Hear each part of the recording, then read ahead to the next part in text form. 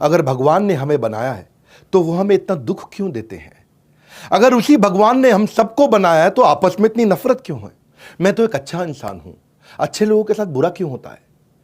एक दिन सबने संसार छोड़ के जाना है, तो किसी के जाने से फिर मुझे दुख क्यों होता है? ये सारे सवाल आज से 2500 साल पहले, अगर एग्जैक्ट कहूं तो 2600 साल पहले एक इंसान के मन में आए थे, जिनका जवाब ढूंढने के लिए उसने रातों रात अपना महल छोड़ दिया था। नमस्कार, विवेक बिंद्रा बोल रहा हूं, फाउंडर एंड सीईओ बड़ा बिजनेस.com। खड़ा बात करेंगे श्री गौतम बुद्ध की, द फाउंडर ऑफ बुद्धिज्म। जिस समय गौतम बुद्ध बैठ करके मेडिटेशन करते थे, उस समय खूंखार से खूंखार जानवर, शेर, हाथी, चीता, हिरण आप आसपास आकर के बैठ जाते थे। वहीं जिराफ, जेब्रा, मंकी, वुल्फ, जो भी जानवर हो वो आकर के बैठ जाते उनके मेडिटेशन के आसपास। ना उनको हार्म पहुंचाते थे, ना आपस में लड़ते थे। खतरनाक पशु भी।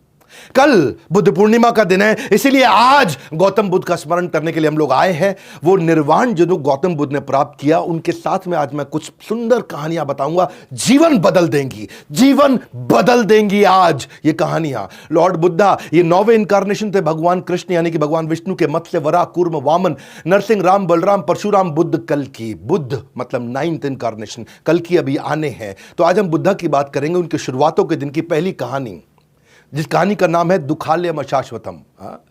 क्या ये कहानी है? महाराज शुद्धोदन, सम्राट शुद्धोदन और उनकी महारानी महामाया, इनके पुत्र थे गौतम बुद्ध। जब महारानी महामाया जन्म देने वाली थी एक बच्चे को, तो सोची कि मैं अपनी मां के घर जाती हूं। अपनी मां के घर जाने के लिए जब अपनी टीम के साथ अपने आसपास जो उनके सारथी थे उनको लेकर जा रहे थे, तो रास्ते में उनको प्रसव पीड़ा हुई। जिस स्थान पर प्रसव पीड़ा हुई उसको बोलते हैं लुम्बिनी। ये नेपाल में पड़ता है आज के समय में, पहले भारतवर्ष में था। लुम्बिनी में एक पेड़ के नीचे उन्होंने गौतम बुद्ध को जन्म दिया। आज भी वहां पे लगभग 12 लाख टूरिस्ट हर साल जाते हैं, फॉरेन टूरिस्ट पूरी दुनिया से, और खास तौर से इंडिया, थाईलैंड, श्रीलंका, चाइना। आज जब ये इनका जन्म हुआ तो किसी योगी ने उसी समय बता दिया था कि या तो ये महान संत बनेंगे या महान सम्राट बनेंगे। महाराज सम्राट शुद्धोदन ने जब बात सुनी तो उन्होंने सोचा कि ये महान सम्राट बनने चाहिए, संत नहीं। अगर संत बन गया तो मेरे आगे उत्तराधिकारी कौन होगा? और ये संत ना बन जाए, इसके मन में वैराग्य ना आ जाए, तो इसे सभी प्रकार के दुख, तकलीफों से, समस्याओं से दूर रखता हूं। जब ये कभी दुख देखेगा ही नहीं तो उसके मन में वैराग्य आएगा ही नहीं। तो उन्होंने उनको महल के अंदर, राजमहल के अंदर ही पालन पोषण किया। बहुत सुंदर अप्सरा जैसी खूबसूरत एक देवी के साथ उनका विवाह भी कर दिया। 19 साल की उम्र में उनका विवाह हो गया और ये कभी राजमहल से बाहर निकले नहीं। सारी सुख सुविधा, सारे फूड, क्लोथिंग, प्लेजर वहीं इनको मिल जाते थे। गौतम बुद्ध अभी घर पे सब ठीक चल रहा था, तो एक समय आया जब इनके पिता को कहीं ट्रैवल पर निकलना था। उस दिन अचानक ये भी अपनी कुछ टीम को बोले कि मुझको लेकर के शहर घुमा के लाओ। जब इनको शहर घुमाने लेके गए तो रास्ते में ये हैरान हो गए टूर में देख करके, एक आदमी अजीब सा बैठा हुआ। इन्होंने पूछा सारथी से, ये कौन है? बोला ये बूढ़ा आदमी है। बोला क्या हुआ, इसको देख के अजीब सा लग रहा है? बोले ये बूढ़ा आदमी है, हर इंसान को बूढ़ा होना है, एक दिन हर व्यक्ति बूढ़ा हो जाएगा। इनका रियलाइजेशन हुआ कि एक दिन मैं भी बूढ़ा हो जाऊंगा। आगे गए तो उन्होंने देखा कि एक आदमी करहा रहा है, सड़क पर लेटा हुआ है। उन्होंने पूछा क्या हुआ? बोले ये बीमार है। बोले बीमार क्या होता है?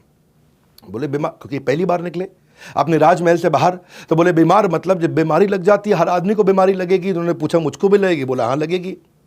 और आगे गए तो राम नाम सत्य है, इस प्रकार एक शव यात्रा जा रही थी। उन्होंने पूछा ये क्या हुआ? बोला किसी का देहांत हो गया है, इसकी मृत्यु हो गई है। उन्होंने बोला वो क्या होता है? बोला हर व्यक्ति का देहांत होता है, मृत्यु होती है। इन्होंने कहा क्या मेरी भी हो जाएगी? बोला आपकी भी होगी।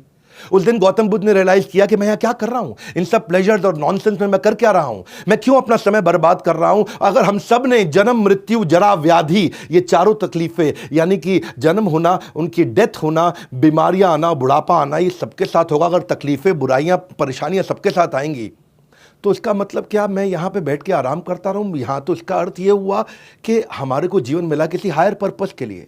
ये अपने आप को रोक नहीं पा रहे थे, छोड़ना चाहते थे, ये बाहर निकलना चाहते थे बहुत दिन से। वैसे तो योगी महात्मा ने पहले बता दिया था ये महान संत या महान सम्राट बनेंगे, तो उनके संत के लक्षण बाहर आने लगे। ये घर पे रह करके इनको स्ट्रगल होने लगा, ये पत्नी के साथ, इनको बच्चे के साथ में वो सुख नहीं मिल रहा था। ये इन सारे प्रश्नों का उत्तर ढूंढना चाहते थे, जो प्रश्न मैंने आपको बताए, जिसके लिए ये निकलना चाहते थे, नहीं निकल पा रहे थे। पर एक दिन रात को चोरी छिपे चोर की तरह चुपचाप उठे, पीछे मुड़ के नहीं देखे, निकल गए।